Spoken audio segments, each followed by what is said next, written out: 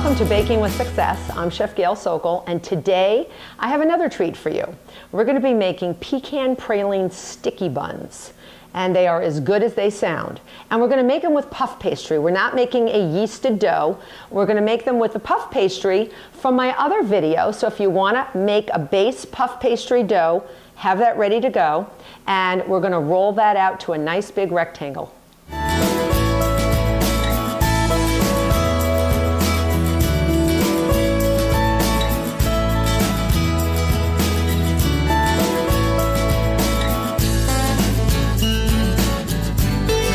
All right, so I've rolled my dough to a rectangle, 16 inches long and 10 inches wide.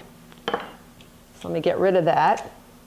And now I'm going to be taking 1.5 tablespoons of butter, and I'm going to sort of Jackson Pollock it all over and just sort of coat your dough, because we have a beautiful filling, sugary filling to get in here. And now I have 1/3 cup of light brown sugar, 1.5 teaspoons of cinnamon, and I'm just going to sort of mash them together. And I like to use my hands because cinnamon is one of those ingredients that's sort of hard to get homogeneously blended in anything. So just use your hands. They are your best tools. And then you're going to scatter this all over your dough. And I mean all over your dough. You never want to be skimpy with the filling.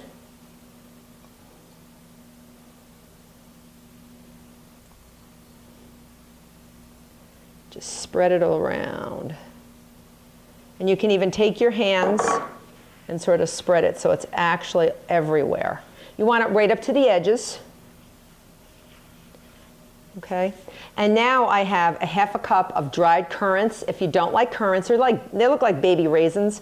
You can also use raisins as well. So I just scatter those all over.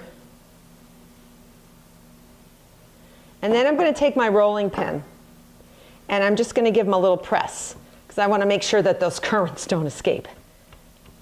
We want all of you to get stuck in the dough, right? Because we want to eat you. Okay, so once we're done, now we're going to roll this baby up into a big spiral. All right, so here we go. If you see any currants that are trying to escape, throw them back in. You want to get this as tight as possible when you roll it.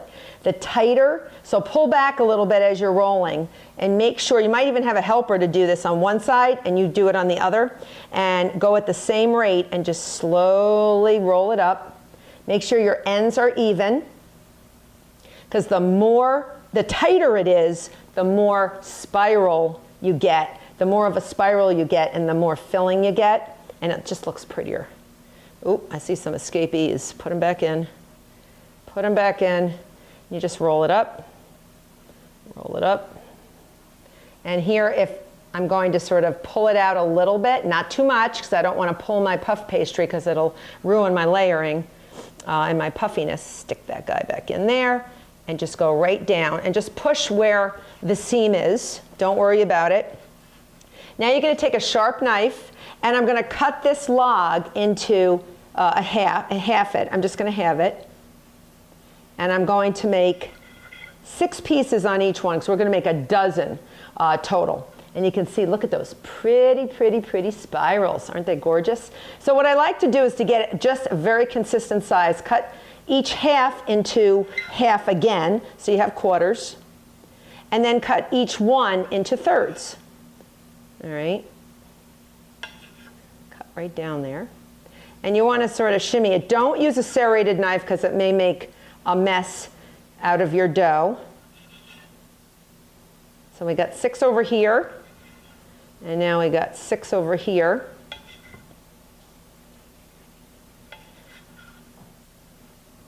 These look gorgeous. And remember, this is not yeast dough, this is puff pastry. This is on a whole new level. So now you're going to push each one down and just sort of gently push a little bit, not too much, you don't want to squash it. All right? And after you do that, you want to prepare your pan. All right, so I've preheated my oven to 400 degrees Fahrenheit, and I've gotten 2 6-cup muffin pans, or you can take one 12-inch cup muffin pan and put it on a aluminum foil lined sheet pan, just in case, because caramel will go all over, and we're gonna make the caramel in a second. I have sprayed each cup with nonstick cooking spray, and I've also sprayed this measuring cup with nonstick cooking spray, and I'll tell you why in a second.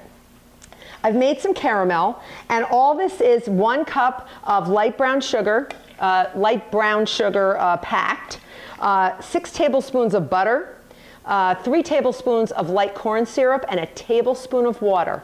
Bring it to a boil, and you got yourself some caramel. So what I'm gonna do is I'm gonna pour it into the measuring cup that we have sprayed with nonstick cooking spray, because it's going to help with the release of it. And we're going to evenly divide it between each of the 12 tins or muffin tins, whatever you want to call them, just a little bit in each one. So, you know, just evenly divide it.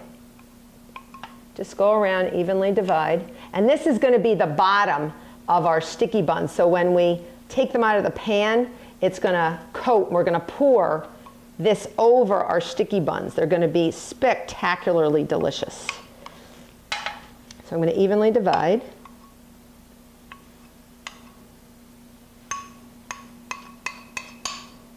Okay, I was a little too generous over here, so I'm going to rob Peter to pay Paul a little bit over here. And that's fine. A little too much. So you probably want about a tablespoon or so in each one.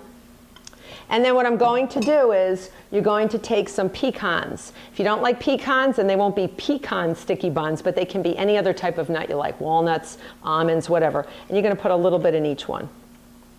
This is going to be about 3/4 of a cup. Just stick them on. And the caramel will harden. Don't despair, because it's going into the oven. So you just evenly distribute a little bit in each one. You don't want to be too skimpy with the pecans, because they're nutty and delicious. If you like somebody that doesn't like nuts, just leave them out. It makes it look pretty, but they don't have to be in there. And I can just show you what they look like. So you can see, so you just have a layer of warm caramel on the bottom and nuts on the top. And now you're going to take your beautiful sticky buns and just stick them on top. One on each one. And that's how they bake. So exciting when these go in the oven. Unbelievable. And the house will smell like caramel. It's wonderful. And they're so puffy and delicious. All right, so I'm putting this in 30 minutes at 400 degrees until they're nice and golden and the caramel's bubbly. Do you hear that? That's our timer. Our pecan praline sticky buns are done. I cannot wait.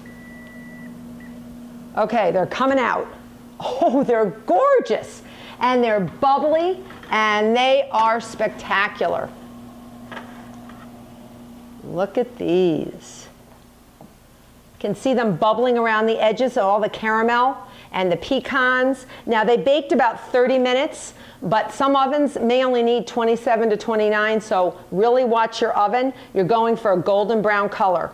And you don't want to touch them right now unless you want third-degree burns on your tongue.